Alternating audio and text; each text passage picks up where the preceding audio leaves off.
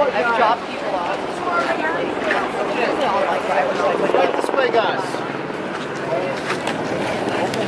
Snowplow train. Look at this. Look at this stuff. We need that at home. Now there's number 52. That's the first engine in the fleet. Oh, don't hit the bird. The native group here is the Tlingit tribe. T-L-I-N-G-I-T. Look here in Inspired Arts here on the left. That's their art right there. See those totems up there? There's the Wolf Clan on the top there. So you know how like in the Scots, how there are different tartan patterns. There's checkerboard patterns represent different families, right? To them it's the different totem animals. First stone building in Alaska. Kind of looks like a castle, that Gothic building. A city hall and city museum. And then here's the microbrewery, plus a 70-pound bronze trophy of Joe Reddington. That's funny. Okay. So get this, this year in the Iditarod, back in March, with a lot of the dogs we'll meet out here. Ray Reddington, Ryan's older brother, got 4th place in the Iditarod out of about 80 mushers. Get back to the Tlingit tribe, the natives. To them, that is a sleeping princess on her back, because on the very left you see another lump, and that's her feet poking up. She's laying on her back. And according to them, she blows the north wind. That's where the north wind comes from. So guys, we're going up Face Mountain. You see that kind of white rock with an observation deck on it at about 10 o'clock up there? Mm-hmm. We'll be standing on that later. We'll see the Emerald Princess from up there, aka the murder ship. More on that later. And then if we go up a little higher, there's a valley up there about 1,000 feet up. That's where we're going, guys. 1,000 feet up Face Mountain. Nice. Up there in the woods. This is the trailhead over Chilkoot Pass. That would take you all the way up to the headwaters of the Yukon River.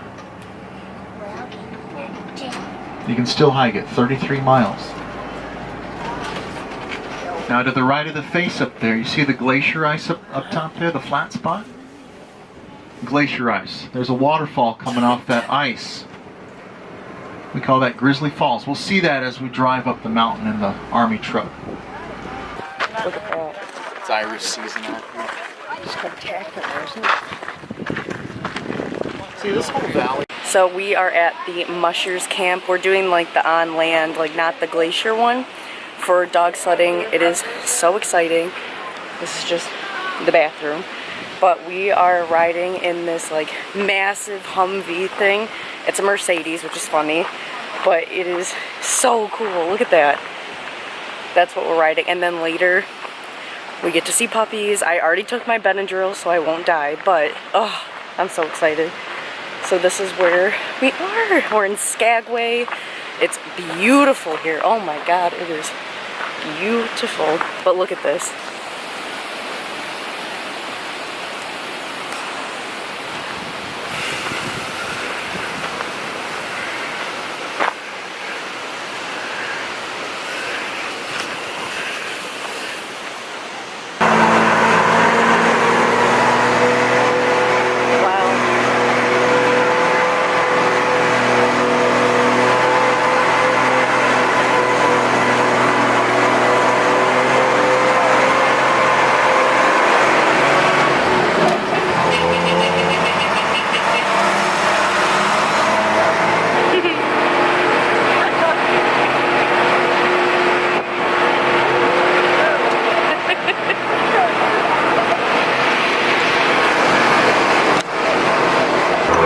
See guys, this is very hot for the dogs, so we're hosing them down over there.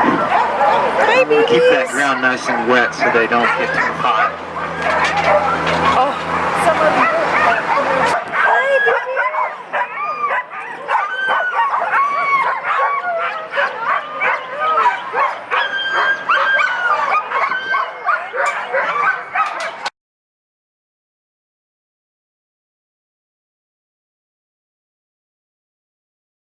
We are getting ready to go, and I'm so excited.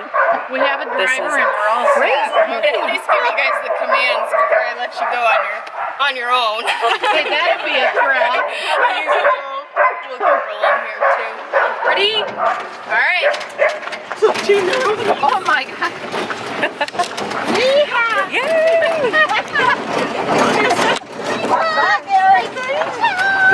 Bye, Dave. Good pups. Good job, babies. Oh. Good working dog. Alright guys, welcome.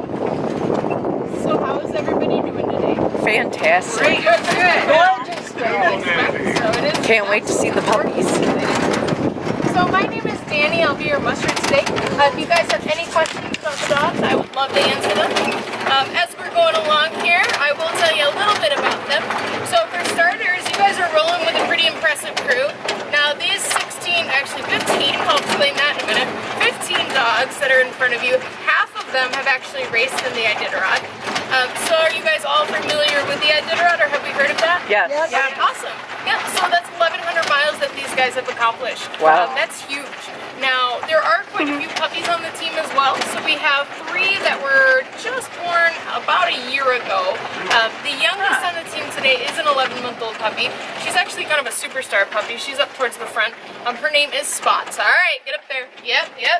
So since we do have a lot of puppies on board, we are a little bit slower, especially when we're going up hills, because they start to feel the pressure from the cart, and they don't know if it's me stepping on the brake or if I want them to keep going. So I will give them that, yep, all right, keep going, command, just so that they know I don't want them to stop. Now we are running 15 dogs instead of 16. Now the reason for that is because Captain Crunch, who is in the back here, yes, his name is Captain Crunch. He was part of our cereal litter, so his siblings are Cheerio and Fruity Pebbles and all that good stuff. But Captain is a little bit of a sassy personality. He's a little feistier with other dogs, especially male dogs. He gets along a little bit better with the ladies. Unfortunately, right now, all of my ladies are coming into heat, so I do not have that option. So right now, things are a little chaotic on the team, to put it lightly. But we're doing all right, especially with all the puppies on board. Now, our leaders up at the front there are Moses and Archer. You'll notice that they kind of hug off to the right-hand side quite a bit. That's a good thing. So we want them to be towards the right. It's actually the safest place for the dogs to be on the trail, because when teams are passing us, or if a snowmobile is passing us on the trail, they're going to pass on the left. So we want the dogs to know to kind of hug that right-hand side. It is a little bit harder to teach, and since we do have a lot of puppies on board, you'll see them wander off to the left quite a bit. Good dogs. All right, yep.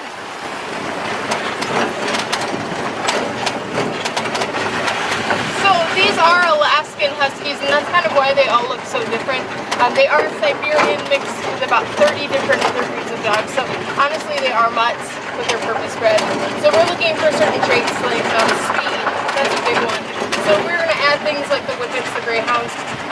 It's kind of cool because like Splint, he is that white dog in the middle of the team in the blue harness. Yep. So Splint has what we call a party eye. He's got a brown eye and a blue eye. It's just a little bit more of that Siberian gene kind of popping through. We will see the blue eyes pretty frequently. Most of these guys on this team, however, do have the brown eyes. But it's cool how they all look so different. We do have one team of dogs here that looks almost identical to each other. It's just a team of all white dogs with the kind of pointy ears. And that's actually Jim Lanier's team. I don't know if you guys follow the Iditarod very often, but he's actually one of the oldest competitors at 78 years old. Wow. He just completed, his 28th Iditarod. So this year actually will be his 29th. Pretty impressive. Alright guys, we are going to come to a little stop here. And we'll stop in the shade, let these guys cool down. They're just like high-stepping, trying to get them off. It's the funniest thing in the world. So if you get a chance, Google that, because it's something to laugh about. Yes. But so we do want to get them used to that early on. That's actually why when you guys meet the little baby puppies at the bottom today, we encourage you to kind of touch their paws and rub their feet a little bit, because honestly, it makes them so easy to handle when they're older.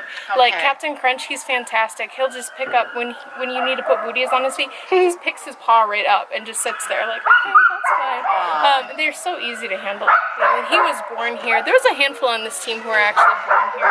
which is pretty cool. Hi, baby. Melvin and Hurricane and Breezy were born here last year, so they were part of the puppies that were passed out. So they are the friendliest. Smart. Hi, baby. Yeah. Yeah. Good boy. Everybody else is. Oh, okay. Hi, babies.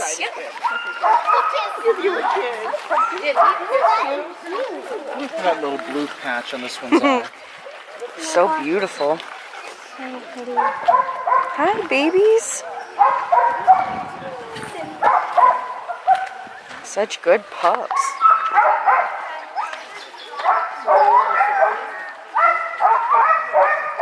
Hi, babies.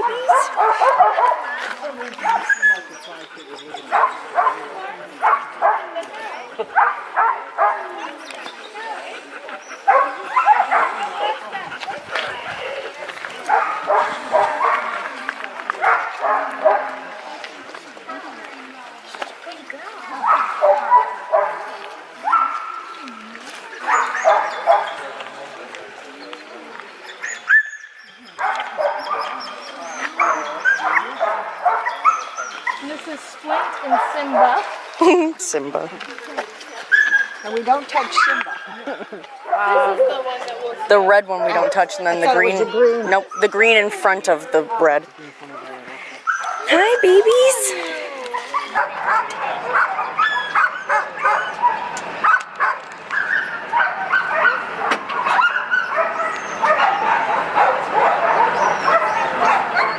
What did you think of the dogs? They are so cute. Allergies have not kicked in yet, so that's good. Yeah, well, once we get to those puppies, it's a done deal. Bye, buddies. Bye, pups. Such good dogs. Oh my gosh. So well trained. It's crazy.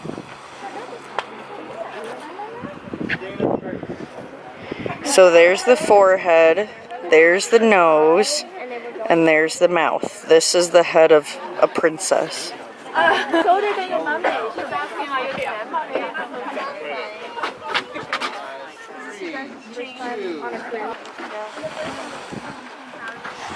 Guys, my name is Dave. I'm one of the mushers here. I'm basically here to talk about dog mushing as a sport and a lifestyle. Believe me, if you're in the sport, suddenly the lifestyle kind of creeps up on you. Next thing you know, you've got 10, 20 dogs. You're driving around the U.S. and Canada in a big, stinky truck. Maybe that appeals to you. You've also probably heard at this point at least a little bit about the Iditarod. It's an 1,100-mile race. It goes from Anchorage out to Note. We've also got the Yukon Quest, which is a whole other deal. If you ask me, it's a tougher race, although I have yet to run either. I'm basically working up to the Iditarod. I'm volunteering and running smaller races, so like what we would call a mid-distance endurance race. But before any of this was a thing, dog mushing has been around in Alaska for as long as we've needed to get from one point to another. Horses can't really cut it in the deep snow like we see out here. And back in the day, like we didn't have a developed road or a railroad system. Airplanes can't really fly in cold temperatures, back then at least. So it was dog mushing or nothing. Especially back in like prospecting times during the gold rush. These guys would actually go down into the lower 48 states. They'd be walking through the streets. They would steal whatever big dog they could find, take it back up to Alaska and hook it to a sled. Basically all the pictures you'd see of old dog sledding, really big dogs compared to what we got up there now. Those guys, they're like 40 to 55 pounds on average. They're little hairy missiles. They just go and go and go. So all of this was true until about the 1970s, and then the snowmobile came out, and very quickly it's looking like dog sledding is on its way out. A guy named Joe Reddington Sr. recognized this, and he wanted to organize like the race of races to keep the sport alive, like a trans-Alaskan race. I don't know if you've heard of Balto. He's actually this big black dog right here. That's Balto. There was an outbreak of diphtheria up in Nome, Alaska, and a relay of mushers basically took diphtheria serum for these sick kids out there. So they'd mush for a while, they'd pass off the serum to a new team, and then eventually they got all the way to Nome. Balto was the one that actually led the team into town, so he got all the credit. So he got a movie, he got a statue of himself in Central Park. There were a lot of other dogs, but he got everything. So Joe Reddington actually wanted to follow that same route. So for the first Iditarod in 1973, it was like him and maybe 30 like-minded mushers. They were planning to be out there for a long, long time. Like the winning time, it was barely a race, but the winning time for that was about 20 days. Most of these guys, they might be out there for longer than a month. Their wives were pretty upset because they weren't going to see them for a while, and the husbands were pretty stoked because they weren't going to have to see their wife. Yeah, winning time was 20 days. If you're finishing that fast now, you might get disqualified for being too slow, just to put that into perspective. And it was also one of the few times when they were still running one like lead dog. So Balto was the only leader on this team. Jim Lawrence was the winner, I believe, and he only had a single lead dog. Nowadays, you basically only ever run two. It's so much better. So they didn't make it all the way. Now we've got the Iditarod as it is today. It's about 60 or 80 mushers that enter every year. About 2/3 of them will finish, and the ones that finish, the majority of them have done it before. So if you're a rookie, just try to finish. If you're trying to do anything else, your head's in the clouds. So you're actually going to be on this drag pad here, putting whatever weight you need on it. You got bugs like crazy out there. So trying to keep them at a nice even pace that they can do all day. To really slow them down or to stop them, you've got this claw brake. You'll step down on that and pull up at the same time. That's going to dig into the hard pack ice and snow. Hopefully that'll stop you. And then from there, you'll keep one foot like that, and then you'll put the snow hook in, give it a good couple kicks, and from there you're relatively anchored. And from there, you tie off to a tree. That's basically how you do it. And all of that is assuming everything just worked right. I've seen snow hooks pop out like crazy. I've seen claw brakes snap like mid-trail, and you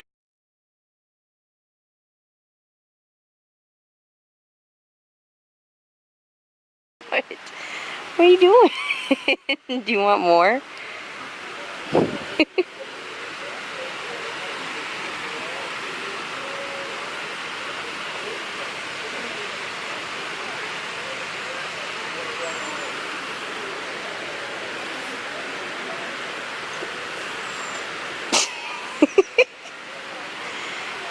What's up?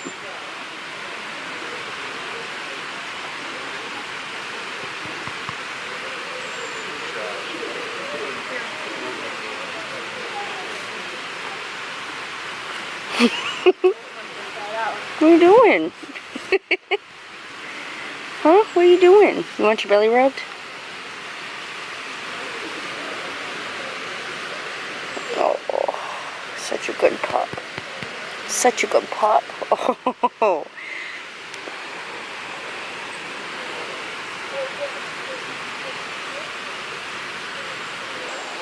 Hey, buddy. Hi. Hi. Oh, you're a little old man, aren't you? Hey. You a good pup? Yes, you are. Hi. Yeah, hi. Oh, buddy. You a good pup.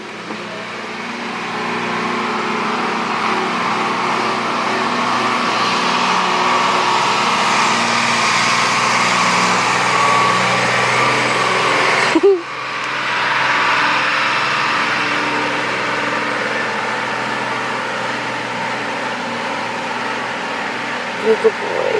Oh. What are you doing? Huh? What are you doing? You're such a good pup. What are you doing? You saying hi?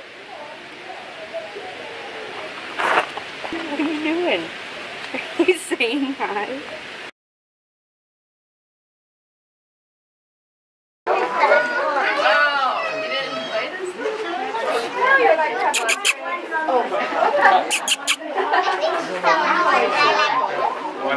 She wants the water.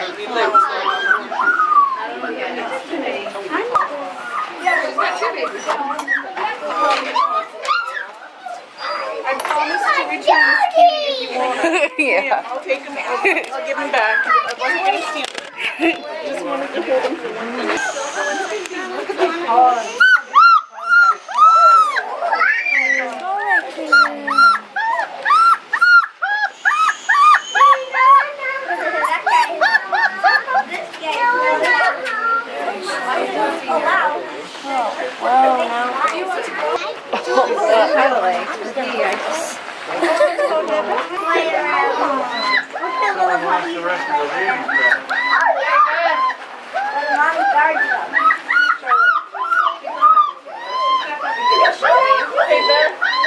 Oh, going potty.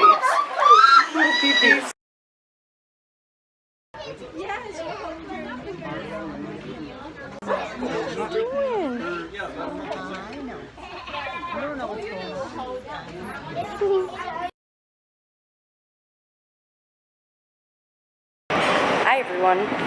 So I am headed over to what is it? TV Tunes Trivia.